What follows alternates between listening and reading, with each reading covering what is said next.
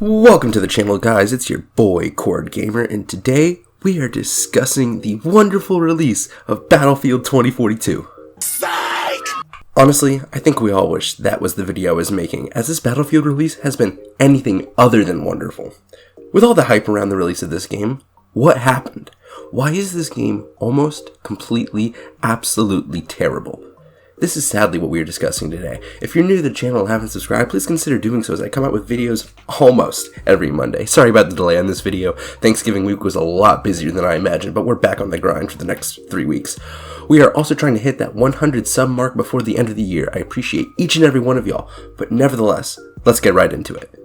So in pursuit of being honest, I gotta admit, I don't have the most experience in the Battlefield franchise. My Battlefield career record consists of retrospective times in 4, 1, and 5 that I have all enjoyed, but 2042 is my first Battlefield game I've played on release day. So I guess I say all of this to say I'm approaching this game not as a Battlefield fanboy who knows all the intricacies of the franchise, but as an FPS enthusiast who spends way too much time clicking heads in a variety of different ways. When I eventually booted up this game, the reports of it being terrible contrasted with the IGN scores of 7.5 were already out and about. I personally didn't really care. I genuinely wanted to enjoy a quality shooter. And do you know one thing that screams quality in a game? When you are in the initial settings, right, and you see the sliding how bright you want the game to be, and there's no model or symbol or contrast of how bright a setting is going to be. Who in the name of all good in this world thought that was a bright, see I made a brightness pun, idea? Every fucking Call of Duty shows how bright it'll be, or at least gives symbols to show how bright they recommend or something, but nope, not in Battlefield, I guess. Out of all the things one could complain about this game, this does seem really nitpicky. It's just a simple oversight, you may be saying. And you're right in a sense. It is pretty nitpicky, and doesn't directly affect the actual gameplay. However, not only is it a terrible first impression for someone who looked out for that, I wasn't really looking out for that, but it just kind of stood out to me, but it also highlights a key theme in this game's core design. Oversight. Oversight seems to plague everything. Bullet bloom making guns super hard to use for no reason? It's an oversight, don't worry about it. SMGs being more accurate at long range than assault rifles? It's just an oversight. Map sizes being artificially lengthened due to just putting large open areas in between every objective? Good old classic oversight. The hero shooter-esque operators ruining the unique roles of classes in the game loop? To everyone's surprise, it is also just an oversight. So while some of those complaints are more subjective than objective, I think you get the gist. While I love a good shooter, I could not play the base Battlefield 2042 mode for more than one game at a time. Server issues, constant lagging, overpowered vehicles, getting shot from behind walls, invisible enemies killing me, and boring gameplay all prohibited me from not only having any fun in this game, but from also wanting to try or play it more to unlock new attachments or earn new guns or operators or any of that. At least in my experience, this game is borderline unplayable and completely unenjoyable. Now, the Battle Royale hazard mode is kind of interesting. Basically, you drop down with your squad, try and go after these objective thingies, kill other people, and go for the evac helicopter to leave the zone successfully. When you finish a round, depending on your performance, you earn credits, and these credits are used for the next round you play, where you can buy better guns, equipment, detachment, armor to last longer and shoot better in the next round, almost kind of like a Battle Royale Tarkov in a way. This idea, I think, is pretty interesting. It adds additional tension and more risk versus reward aspect to the Battle Royale formula, as not only is your one life at risk, but also all the paid equipment and the credits that you put into this round at risk before you take on any objective, or take on an engagement, or take over a part of the map. I think it could be interesting and lend to some really cool, unique Battle Royale gameplay. However, Hazard Zone is not well made.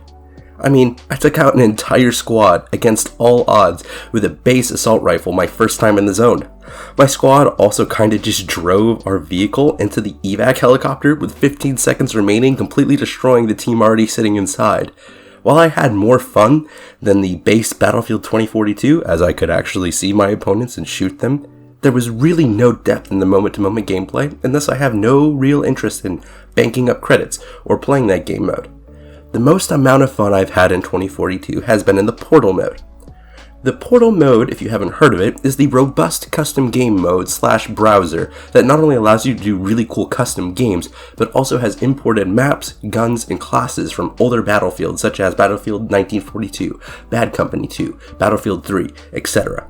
And I gotta admit, most of my playtime has been here, as, I enjoy well-made, well-balanced shooters, and all of the above games, at least in my minimal experience in the Portal mode, is exactly that.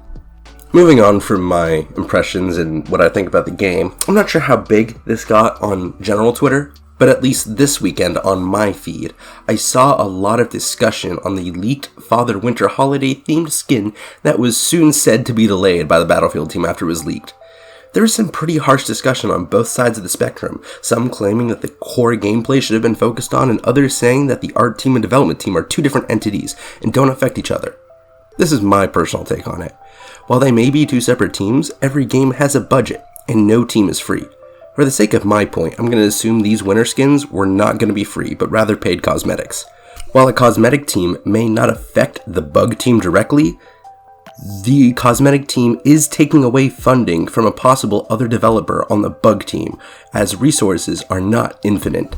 And as Battlefield is a game that we as gamers paid for, and not a free-to-play game that is dependent on cosmetic skins, the core gameplay should be perfected on release day, before the development of paid cosmetics that take away from development resources. Now, I'm not exactly sure why this is a toxic gamer take or whatnot, but to be fair, I don't have game development experience, and if there's some piece to the puzzle I'm missing, I'd love to have a respectful discussion in the comments. Maybe I'll get to make my first YouTuber apology video, who knows. In conclusion, this game is really disappointing at best. I honestly had more fun with the beta of this game. The beta seemed to perform better than the official release, which is just unacceptable and sad. Unless you're a Battlefield fanboy who enjoys literally anything with the name Battlefield on it, or for some reason despise Vanguard and Halo Infinite, I would not buy this game anytime soon. Vanguard, in my opinion, is way more of a solid and complete experience, and Halo is just infinitely, see what I did there, 2 puns now, better. The Battlefield dev team seems dedicated on fixing a good bit of the issues of the game, so just like I predicted a few months ago, this game will probably be a hell of a lot better after a few months of bug fixes, updates, and a few sales. This shouldn't be the state of shooters or games period, but it is what it is, but we'll just have to deal with it. But what do you guys think? Will Battlefield 2042 have a redemption arc, or is it just going to go down as a mediocre title? Let me know down in the comments below. If you enjoyed this video, please hit that like and subscribe and notification bell. And with that, that is all I have to say. Thank you so much for watching. I'm Cord Gamer, and I'll see you next time.